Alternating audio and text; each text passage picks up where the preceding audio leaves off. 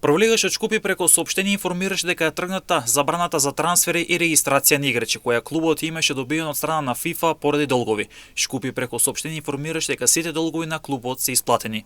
Сакаме да информираме јавноста дека сите долгови на клубот се исплатени, но забраната не беше тргната веднаш поради неколку технички проблеми и бюрократски процедури, но сега истите во целост се решени. Овој процес, иако беше надвор од наша контрола, беше предизвик кој ни побара сериозност и посветеност за да ги заштитиме интересите на клубот. Посветеноста на новото раководство беше максимална за оваа ситуација, затоа што се следеше секоја правна процедура со цел решавање на овој проблем. Во оваа прилика сакаме да им се заблагодариме на навивачите за трпението, разбирањето и поддршката. Вашата лојалност и љубов за клубот се нашата најголема сила. Гледаме напред на нови предизвици со желба да ги оствариме нашите цели, се вели во соопштението. Со Шкупи нова листа бе и прволигашот Воска Спорт и Брегалница. Охридскиот прволигаш Воска Спорт веднаш го плати долгот и веднаш беше тргната забраната за трансфери. Клубот преку соопштение информираше како и Шкупи за целиот тој процес, за разлика од Брегалница која го реши овој проблем, но остана затворена без било каква информација, соопштение или изјава во врска со забраната за регистрација на играчи која ја доби од ФИФА.